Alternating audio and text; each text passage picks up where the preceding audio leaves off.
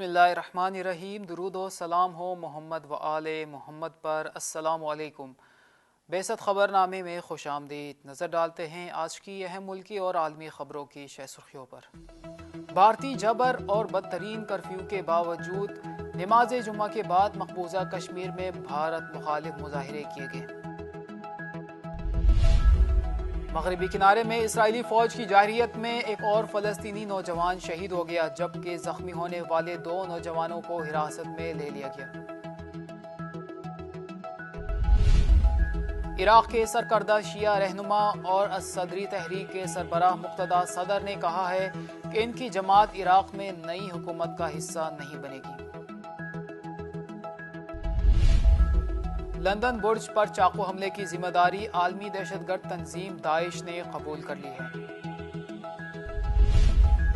تل ابیب میں ہزاروں لوگوں نے اسرائیلی وزیر اعظم بنجامن نیتن یاہو کے استعفی کے لیے احتجاج و مظاہرہ کیا اور ریلی نکالی۔ اتر پردیش کے ضلع پرتاپ گڑھ کی پولیس لائن میں واقع مسجد میں جب نمازی نماز پڑھنے کے لیے جانے لگے تو انہیں پولیس اہلکار نے روک لیا اور کہا کہ اس مسجد میں باہر کے لوگ نماز نہیں پڑھ سکتے۔ فلپائن میں پولیس آفیسر جیسن وگنو نے گرینیڈ کو اپنے جسم میں دبا کر دھماکے سے اڑا لیا، جس کے نتیجے میں اس کی موت واقع ہو گئی اور اس نے اپنی جان دے کر سینکڑوں طلباء کو بچا لیا۔ اور مالٹا میں خاتون صحافی کے قتل کے کیس میں پیش رفت کے بعد وزیر اعظم جوزف مسکیٹ نے ایک بار پھر مستعفی ہونے کا اعلان کر دیا۔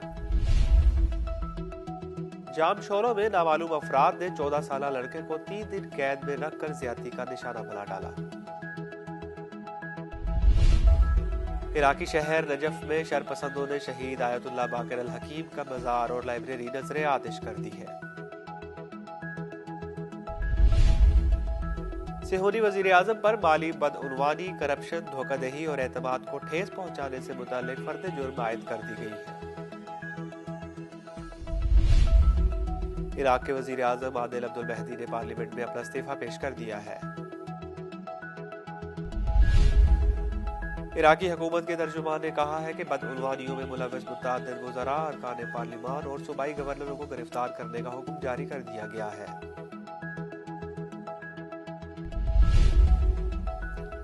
ایرانی نیوی نے ایک تقریب میں سب مرین سے لانچ ہونے والے جدید ٹیکنالوجی سے لیس کروز میزائل کی بڑے پیمانے پر program کا اعلان کیا ہے۔ تقریب میں متعدد عسکری پروجیکٹس اور ٹیکنالوجیز بھی متعارف کروائی گئی۔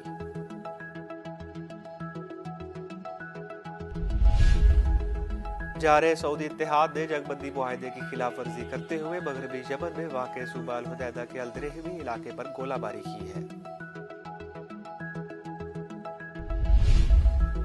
لندن پولیس نے کہا ہے کہ جمعے کو لندن برج کے مقام پر شہریوں پر چاقو کے وار کرنے والا حملہ آور دہشت گردی کے جرم میں سزا کاٹ چکا تھا۔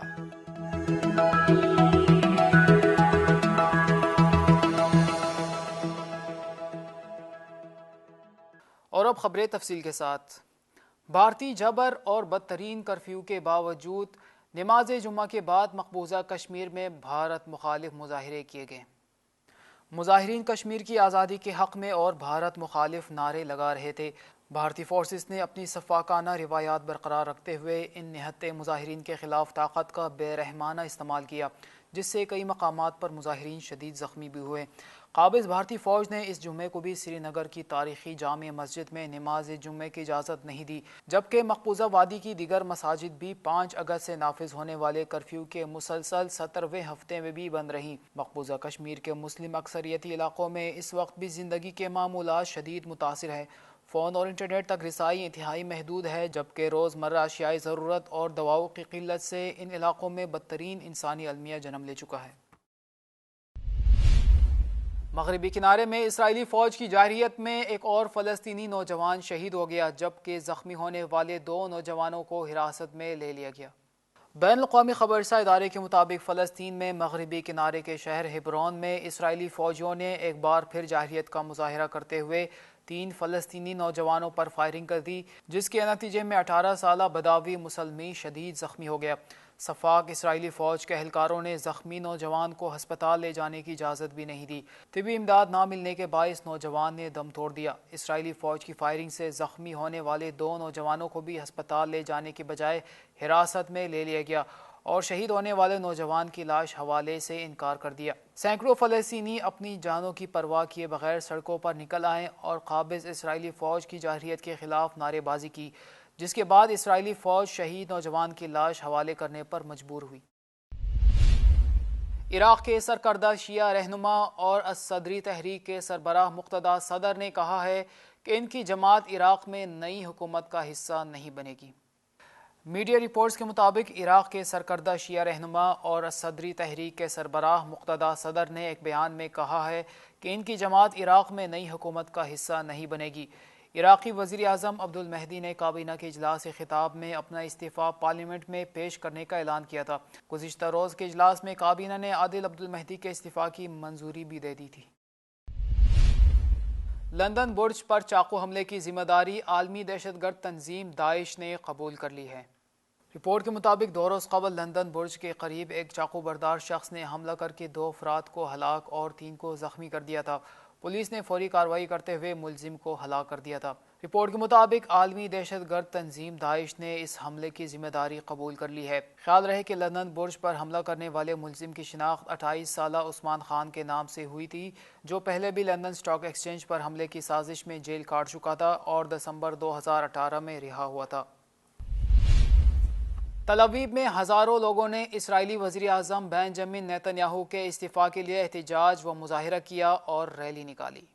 غیر ملکی میڈیا کے مطابق اسرائیلی وزیر اعظم کے خلاف ریلی میں مقررین نے نیتن یاہو کے خلاف چل رہی قانونی کارروائیوں پر توجہ مرکوز کرتے ہوئے تقریریں کیں اور ان کے فوری استعفیٰ کا مطالبہ کیا۔ واضح ہے کہ قدس کی غاصب اور جابر صہیونی حکومت کے وزیر اعظم بنجامن نیتن یاہو پر مالی بدعنوانی، کرپشن، دھوکہ دہی اور اعتماد کو ٹھیس پہنچانے سے متعلق فرد جرم عائد کر دی گئی ہے۔ نیتن یاہو پر الزام ہے کہ انہوں نے دولت مند تاجروں سے رشوت لے کر انہیں فائدہ پہنچائے اور بڑے اخبار سے خفیہ معاہدے کر کے اپنے حوالے سے مثبت رپورٹنگ کروائی، جبکہ اخبار مالک کو پیشکش کی کہ وہ ایسے قوانین کی حمایت کریں گے جس سے اخبار کے حریف کمزور پڑ جائیں۔ اس مقدمے میں اخبار کے پبلشرز پر بھی فرد جرم عائد ہو چکی ہے۔